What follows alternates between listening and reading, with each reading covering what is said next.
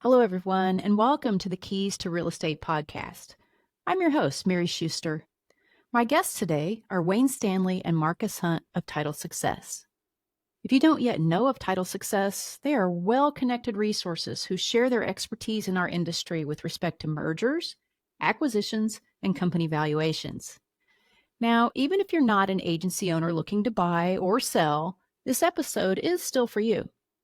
Wayne and Marcus say the next 5 years will prove pivotal, and many employees can expect to be impacted by changes to ownership structures in their markets. So whether you own a title company today, are looking to possibly acquire one tomorrow, or if you're an industry partner who is curious about forming a new joint venture, or even if you're a staff member at a company who wants to know more about how these transactions can go, Wayne and Marcus are here to tell you about some things to expect and things to request if ever you find yourself involved in a company merger or sale. So please enjoy my conversation with Wayne Stanley and Marcus Hunt.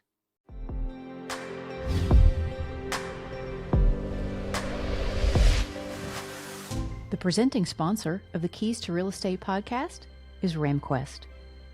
RamQuest fosters a customer-first culture built around an unwavering commitment to provide solutions that don't just meet but exceed expectations.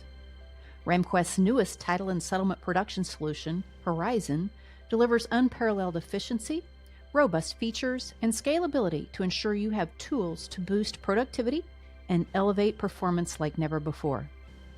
Horizon streamlines your operation with secure 24/7 access, automatic updates, and all the power that only the cloud can offer.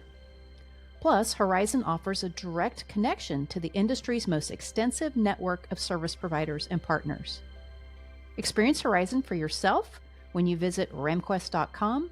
And now, please enjoy the show.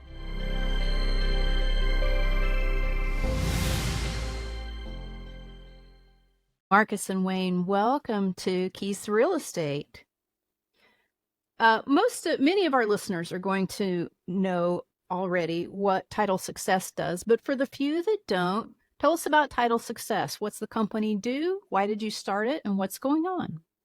Thank you, Mary. We're super excited to be here today. Always glad to be a part of these educational opportunities and really just kind of share what's going on in the marketplace. And we're excited to talk about mergers and acquisitions and kind of things that we see and happening now. But just to kind of give you a little overview of Title Success and how we got here. My partner and Wayne and Pat Smith, we all kind of came together around this idea that, in our world of title companies and aging out of ownership and companies that are looking to grow, there really wasn't a lot of centralized kind of forces or coming together of resources when it comes to, again, exit strategies and planning and valuations. And so we came together and thought, okay, let's put something together. We've all been around the industry enough. We have a lot of relationships. And so Title Success was kind of born out of that. We've seen friends and partners in the business that have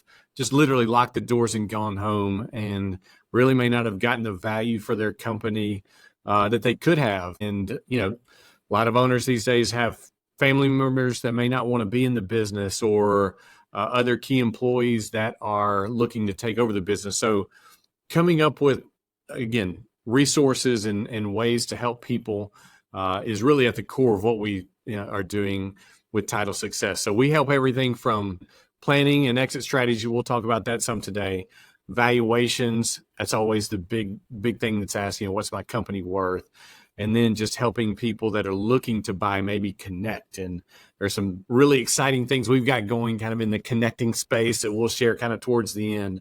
But Title Success really is just a consulting firm that helps kind of in the M&A space when it comes specifically to title insurance companies. Well, that's fantastic. I really like to talk about, the reality of this current market and what it means for M&A and activity. Are you guys seeing an uptick in deals? What's going on?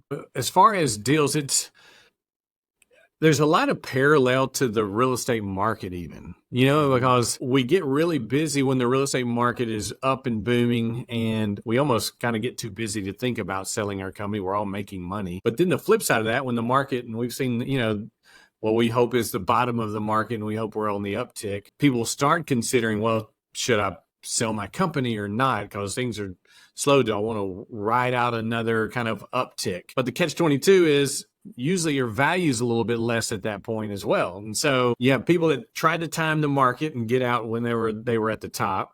But it's just like the stock market. It's really hard to time, right? And so finding that right point to exit is really tough. And so I think it's stayed pretty level because, again, people were trying to get out at the top. And then now in kind of where we've been through the low points, title company owners have said, okay, I've been through it and I really don't want to make another run through the cycle again. Yeah, I think there are lots that are tired of holding their breath, essentially. They felt like they were hoping by this point that rates would change and things would look a little different this year, and that's just not quite how it's worked. And so there's a lot of interest. The interest on the buyer's side doesn't seem to wane, no pun intended, but it's definitely a conversation that I think is going to increase this year, just as the market continues to be full of uncertainty. Well, and Mary, I think that the buyers that are looking to buy know that the market, I mean, if you've been in this long enough, you know the cycle and know the market's going to be back on the uptick. So as a buyer, if you can kind of get in now, kind of some acquisitions done and have them up and running and established kind of under your umbrella for when things really, take off, then you're in a really good place. Yeah, that makes complete sense. Well, so for prospective buyers and prospective sellers, people that are kind of just thinking about it, they're curious or maybe a step beyond and maybe starting to ask some questions and look around a little bit. What are some of the concerns you're seeing from those prospective buyers and sellers?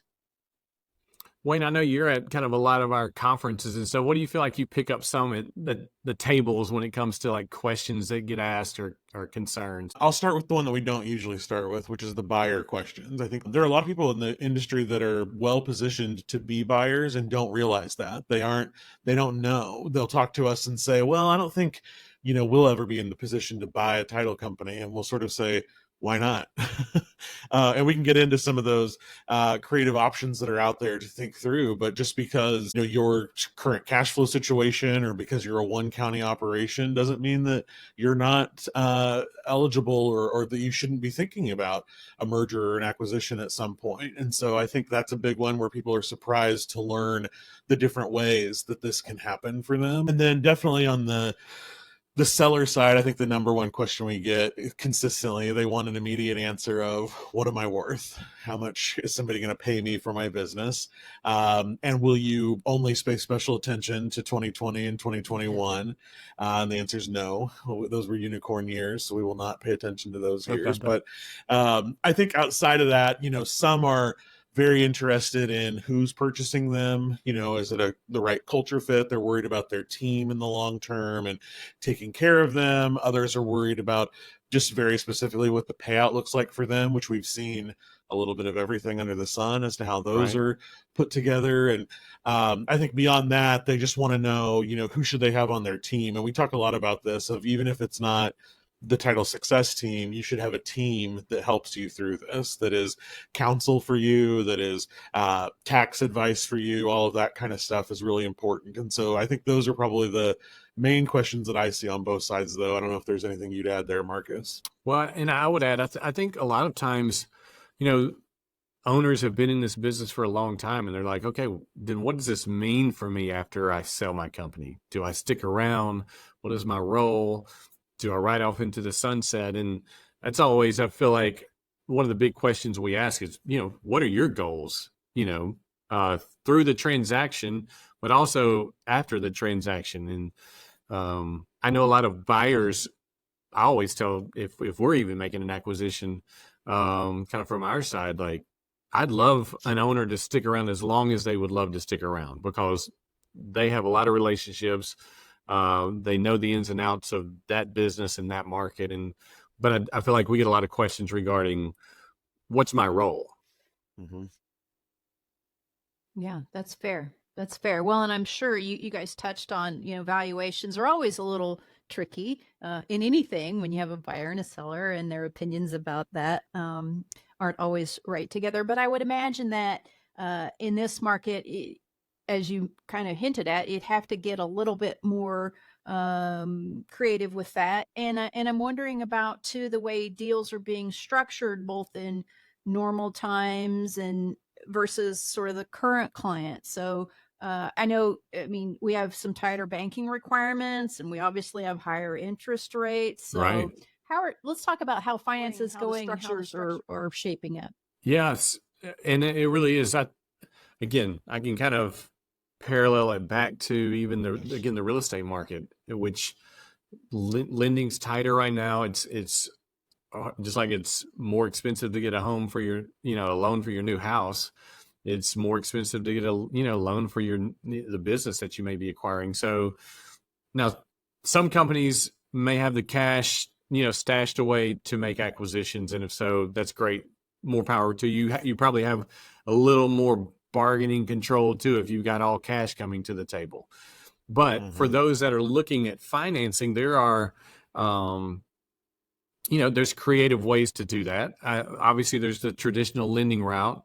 I think some of our underwriters have actually gone down the path of offering kind of acquisition growth opportunity loans, which I think is very interesting. I think it's a good opportunity for both sides, the agent side and the underwriter, because the underwriters are investing in continued growth in their agent partners. And sometimes those terms may be a little more favorable than a typical, bank loan. And so those are, I think, really great opportunities out there. And I've told our underwriter friends and partners, I think one of the biggest opportunities for market share and premium growth today and over the next 5 to 10 years is through kind of the acquisition window. And so hopefully that means more underwriters kind of get involved with helping their agents kind of grow through acquisitions. And so I think that's really important. And then I think the biggest thing, and the thing I've seen probably the biggest shift in, is either more owner financing of the deal or some kind of earn out that's on the backside. Because in this kind of still uncertain time, it really creates, I think, a win-win for both sides. Yes, an owner that's selling his company may want more, guaranteed money up front. But let's be honest, again, you're at a lower end of the market. So someone may not be able to be willing to pay you as much as you would like, because we've had some, the numbers in your, revenue may not be what it was 2 or 3 years ago. And so maybe you can take part of that on the back end but maybe ride the market back up. And so there may be a benefit for you as a seller to do some, back end kind of financing piece to it, or earn out that gives you some upside, as the market, as we all hope, shifts. Do you think the recent FTC opinion on non-competes is going to have much an effect, or do you think the carve out for owners is going to keep things fairly stable?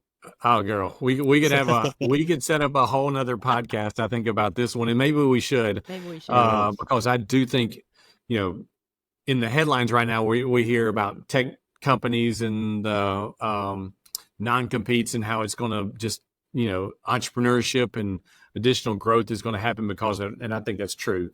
I love the free market. And so I think having, non-competes out of the way just, incentivizes the free market. And so I think it will be a huge benefit to our industry, that we may not be in the press about it affecting our industry, but I think it will. One, from talent being able to come over or move over, to companies, or, but also I think how you can structure it in a deal where I think there's still some protection for you if you're buying, to, whether it's I think some of the, and this is just because this is all fresh and new, some of the non-solicitation stuff can still be in play, but you just can't keep someone maybe from going across the street and doing some business. So, I mean, I think it will affect kind of maybe how the deal and how terms might be structured.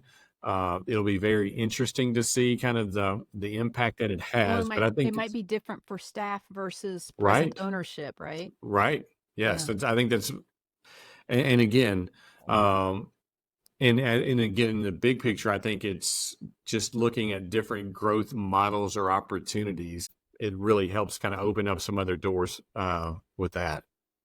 Yeah, we have some clients that were immediately interested in this yesterday, so I read as much as I could on the plane last night as possible. And I think that you can correlate, the FTC, when they announced the rule, said it's as much as 30% of the workforce will be affected by this. And I think that you could easily correlate that to, if you think about 30% of our workforce, or even if you're not that, if you don't believe that it's that much, even if you cut that in half and think that 15% of our Right. workforce is affected, there's a lot of talent that's coming off of the bench and back into play here. And so I think that will change the narrative in a big way for a lot of people.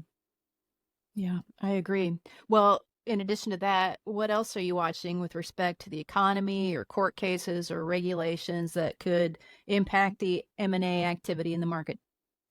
Well, I mean, I think in the real estate world, the big glaring one is obviously the NAR settlement, and the NAR settlement is it's not done. I know a real estate brokerage that is above the threshold and is having to deal with a potential lawsuit on their own, and so what that does is maybe they might even have a JV title partner, and maybe that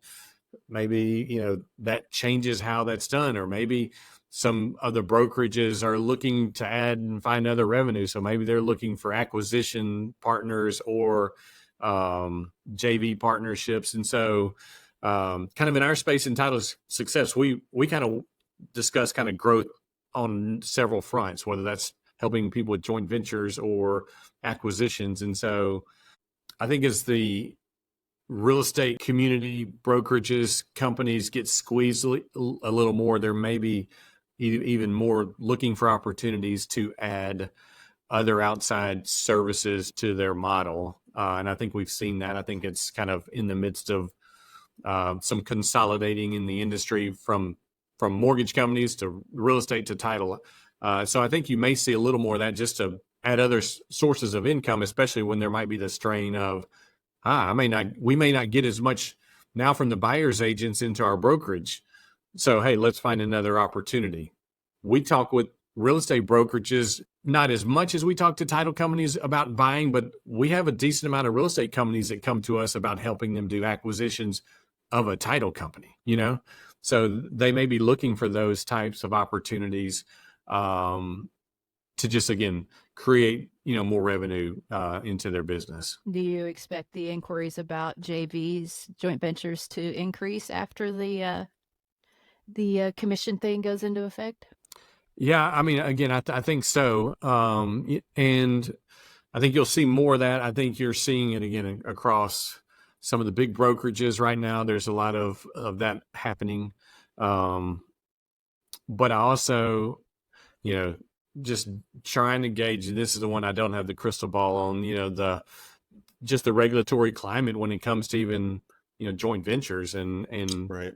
I think the main thing in that is just making sure they're done really well and buttoned up. And I think there's a great place for them in the partnerships that are there. But they're just, again, we always advise, as Wayne said a minute ago, create your team. Even in that world, create your team to make sure you're doing them the right way. Yeah, I won't name names, Mary, but I just came back from 4 days with another real estate event and was surrounded by realtors and sessions and brokerages and all kinds of things. And I mean, I probably sat through 20 plus sessions and there wasn't one that didn't mention not only the commissions, but like Mark was saying, the future of funding in the industry, and how for even before this moment, a lot of brokerages have seen their margins shrink. And I think a lot of title companies feel that way as well. And so I think that there's a place for, no matter how you want to feel about it in the past or anything like that, but for compliant JVs, there's a place for that. And so I think it's not only a potential solution as people move forward for some of these brokerages or real estate groups, but also for title companies that are looking to shore up some of those relationships. Yeah. Well, we know that there have been agents that have just sort of been hanging on by their fingernails, waiting for rates to improve. Optimism is sort of fading away on that. So let's talk to people right now that are curious about selling or thinking about selling. I've got kind of two questions around that. What metrics should every potential seller know about their company? And what can an owner do to prepare for the possibility of maybe getting ready to sell? So we always say, again, whether you're looking to sell in the next 60 or 90 days or the next, 6 to 9 years, being prepared only just benefits your business as a whole. Mm-hmm. So all the things that we talk about as far as getting ready and things to make your valuation numbers look the best they can be are all just kind of best practices from the health of your company too. And so you're going to get more value, in an acquisition if your numbers are right and if your, technology is up to date, and if you've got your staffing kind of right size, you don't have too much, you've got enough. And I know that's been one of the things we've all had to juggle in the midst of, again, a down market, is how much staff do we keep and trying to right size things. And so those things are important in our day-to-day business, but also the things that add up when it comes to an acquisition. And so some of the things we look at obviously are off the top profit margins and what do the finances look like? I mean, that everybody asks, what's my company worth? Well, what's the health of your,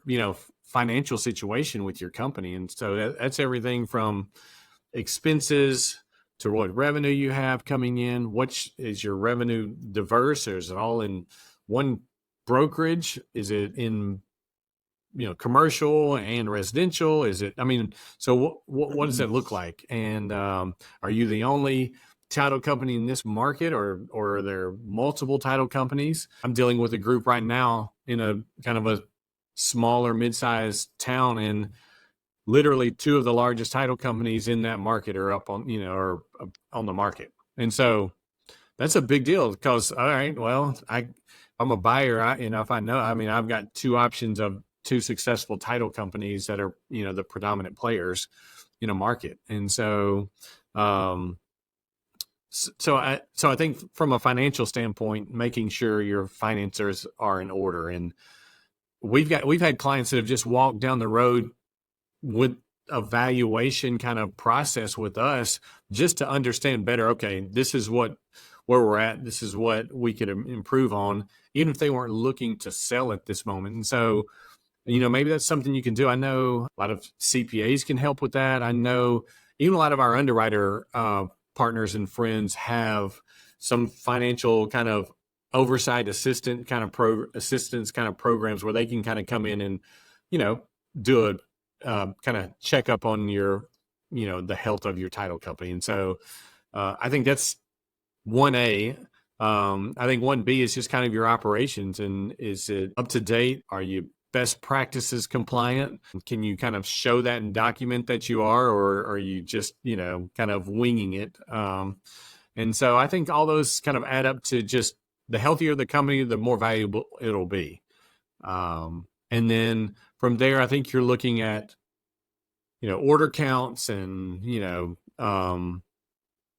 based on, I like looking at the order counts in the market. And so you may be up, you may think you're up, but the whole market may be up, or you may be up, and are you up higher than what the market's growth is right now? And so that shows me, again, you're trending higher and growing more than the current market is. And those are great signs that you're a growing company. And if I'm a buyer, that's what I'm looking for.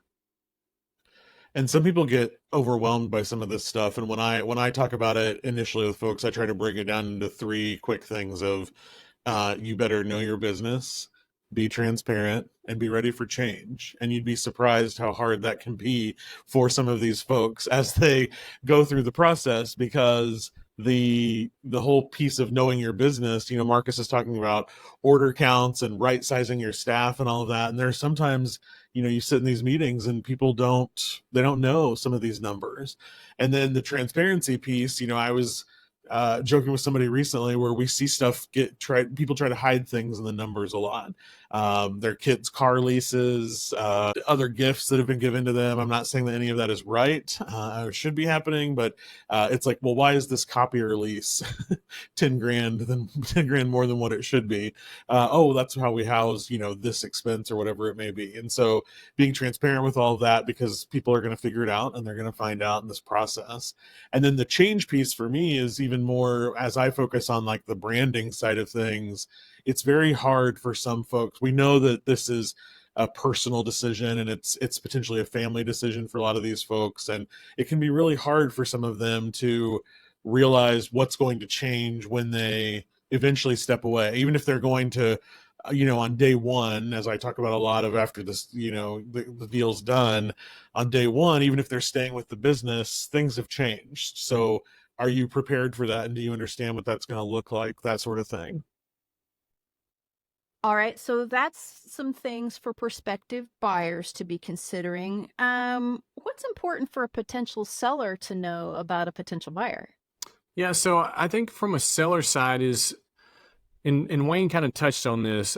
I mean, merging of two new companies is I think maybe the biggest piece of the whole deal. And so a lot of times I get company owners and sellers that are very concerned about who's buying them, number one. And I think a lot of it is, the root of it is like, what's the culture there? Are they going to take care of my people that I've had with me for 20 or 30 years? What does that look like? So I always say the hard part really happens after the ink is dried on the contract and the paper and the deal's done, and you start really merging in the people and the day to day. And so I think there's a lot of sellers that get concerned with that and what does it look like and how's the culture fit. Other things when it comes to sellers, I think, and we've kind of touched on this when we talk about kind of the finances piece, but how am I going to get paid out? Am I going to take a lump sum payment off the top? Most people aren't willing to do that. I don't feel like most buyers are willing to do that at this point. And so, because again, it's just because of place, or if they're going to do it, they're going to pay you an amount that's probably below the market rate of what you should receive. So, but sellers want to know, like, okay, what does that mean? And I think that's part of the unknown too, is, well, how do you structure a deal? What are the different ways? We could, again, have a whole nother podcast about just structuring a deal and how that plays out for a buyer and how that plays out for a seller. But for a seller, again, if I'm going to take some of this on the back end, what kind of, is there a floor? Like, am I guaranteed a certain amount? How much can I go if the market goes, doubles in the next 5 years? Do I get to participate in all that? And so, how a deal is structured and how payouts happen, I think, is another big question of sellers in the midst of all this. I think some of the other pieces that I've heard, a lot of your, owners have maybe real estate attached, and so maybe they own their building. So what happens with my building? Do I rent it back to the guys that are buying it? Will they buy it from me? Is it worth me buying it? Is it worth me selling the building? And so I think those are all kind of big pieces that, if a seller gets down the road to decide I'm going to sell, these are some, I feel like, big pieces that pop up after the big decision.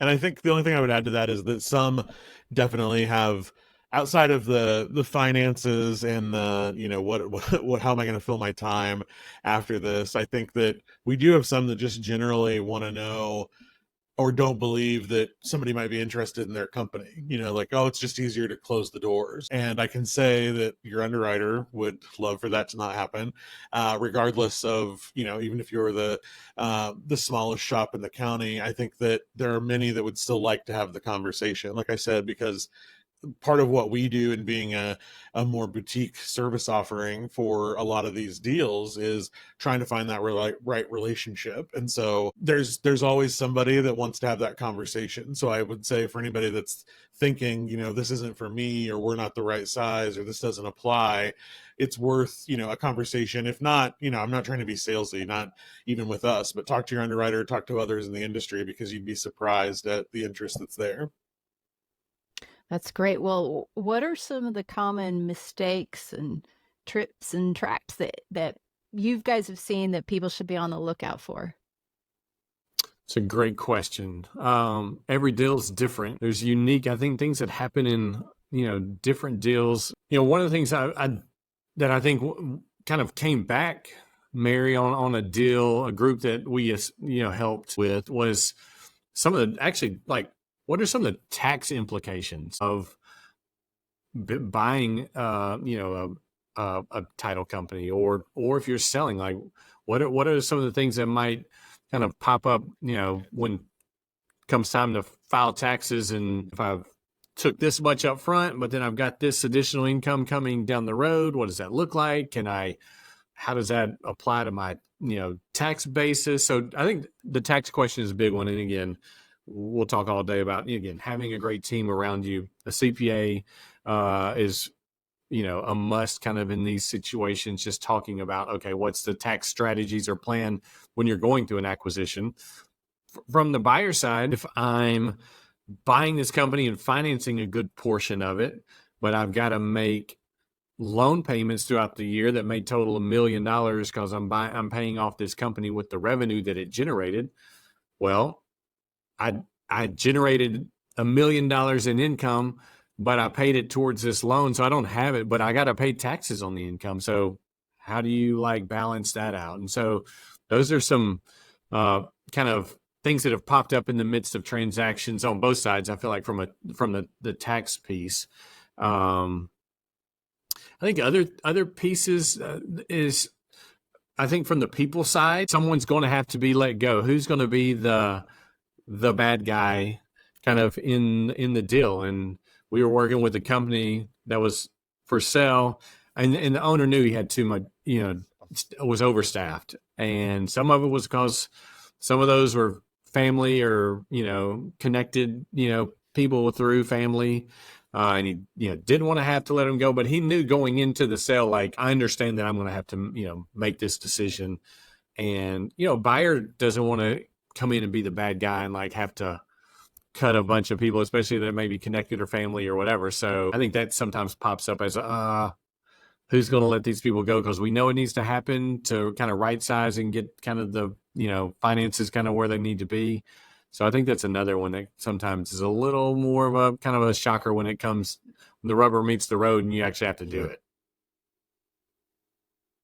Yeah, I would say that I focus a lot more when I talk to folks on, Marcus and Pat are both in the business and have done it every day, and I never pretend that I have owned a title company myself, but I think that a lot of companies misstep and sometimes come to us after the deal is closed because of some of the people things Marcus was talking about. But I talk about day one and beyond a lot of, have you thought about this? There's a lot of change that goes in as to whether it's if it's a merger where they're adopting your brand, your culture, your technology, what does that look like? Do you have that in place? Have you thought about it? Because for a lot of people, they really are focused on day zero, getting the deal done, right, and not day one and beyond. And even if it's not, a merger, it's more of an acquisition where maybe they're going to keep their own brand and identity. There's still people involved in this. And so have you thought about, who you're going to bring into your inner circle with NDAs or something sooner as the deal progresses, to start to think about that for your team? And do you have a plan for customer communication and how you're going to talk to your team and all that kind of stuff? I think sometimes slips through people's minds because there are bigger fish to fry up front. But at the end of the day, the success of this whole deal for you depends on day one and beyond. So that can't be left to the back burner. That's a great point. Great point. And I'll tell you this, Mary, I bet we work with 15 to 20, decent sized title companies that I feel like are buyers, are always looking, and they made acquisitions, and in the, up markets and the down markets, they're still looking for acquisitions. And I would say none of them have the same kind of strategy when it comes to what day one and beyond looks like. And some people think I'm hitting the switch overnight and I'm going to, swap software. I'm going to change the name on the door. I'm going, all the things are happening day one. I'm just going to rip the Band-Aid and do it in a wise way, but I'm going to make that transition, and we're going to, day one be underneath our, parent umbrella. You got on the other end of the spectrum where it's, hey, you've got a great company. It's just, we're just going to let it keep rolling in its same format that it's been going because you've been successful, and then there's everything in between. And so I think and they're all, that doesn't mean one's right versus, or one's wrong. They're just completely different, and different things pop up depending on how you handle that too. Well, I completely agree with you. And I think it's important during that messaging period to remember clear communication is kind. Because I've been sitting in the employee audience at the announcement of a sale. We were told, for example, don't worry, nothing's going to change.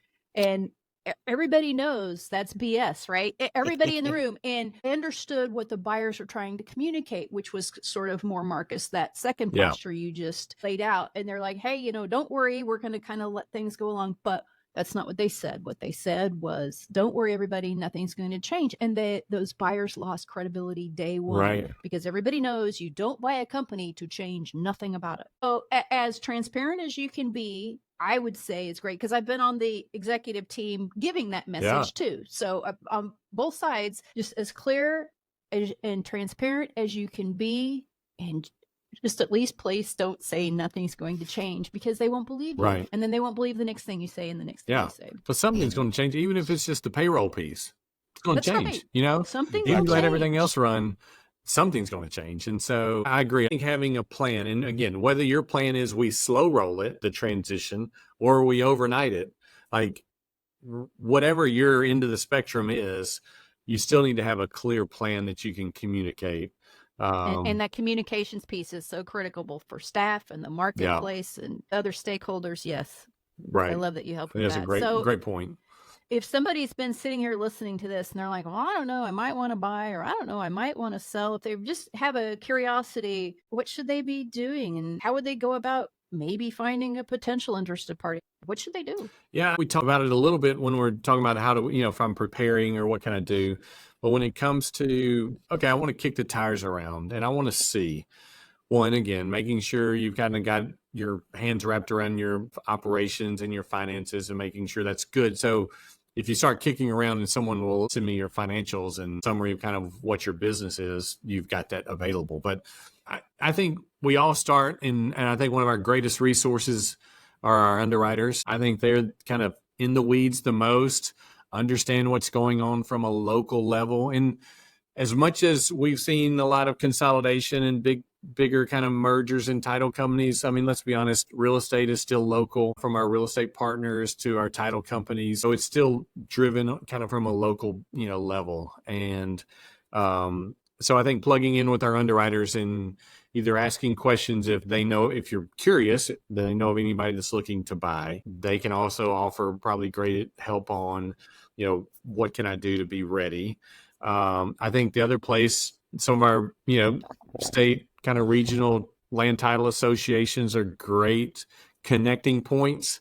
We've met a lot of people at the, annual meetings or, with the title associations that, again, may turn out to be a great connection to a partnership or merger. So I think those are great places to connect if you're wanting to kick the tires and look around.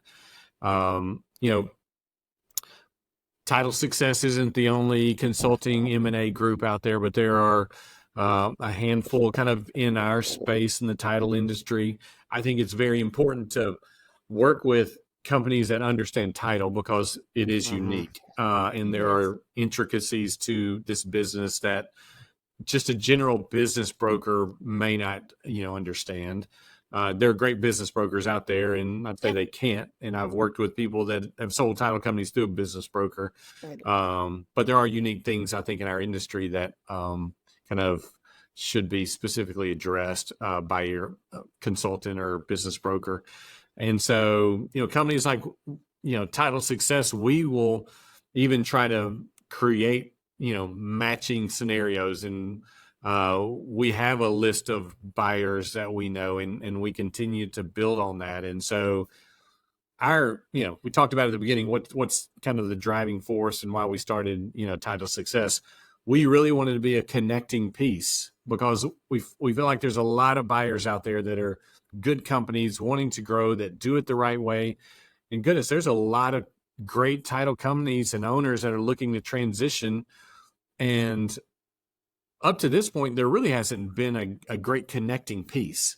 Again, every underwriter kind of knows like the handful. So if you're Stuart, you may know the 5 or 10, agents kind of in your world that may be looking to sell, but Fidelity, the local, Fidelity rep may know that another 5 or 10, but maybe they don't ever get together and the buyers may not be able to connect. And so our goal has really been to, hey, can we create like this unified kind of connecting place so we can have anybody that wants to be a buyer kind of in the room and be able to come to the table with and help match with those, sellers that are out there. And if we can help facilitate that, then I think that's a win, and that's a win for the title community as a whole. Well, it's certainly a dynamic marketplace out there, sandwiched or, enveloped around a niche business, to your point. And so for you guys to lend your expertise and help people prepare, engage, connect,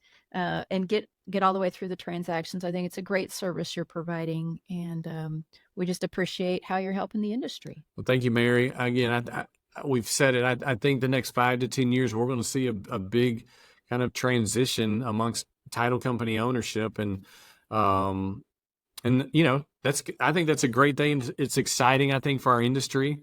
I've talked to underwriters about it, again, just kind of the next generation of title company owners and what does that look like? And so it's an exciting time, although again, there may be some unknown and uncertainty when it comes to someone looking to transition out. I think there's the opportunities are kind of wide open for buyers and for sellers.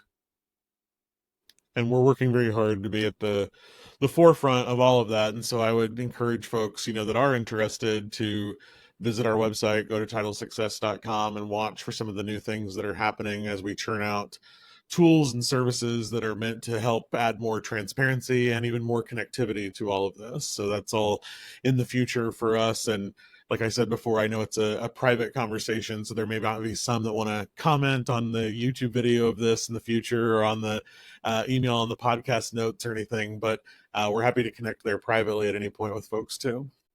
That's great. Thank you both for joining us today. Thanks, Wayne and Marcus. Really enjoyed that conversation. So audience, if you would like to reach Marcus and Wayne for questions or more information, their email addresses are in today's show notes. And you'll also find a link out to their website if you're interested in learning more about what they do. Thank you for joining us today. We'll keep bringing the guests and topics that help you successfully hold the keys to real estate. So until next time, I'm Mary Schuster for October Research, where knowledge is the competitive advantage.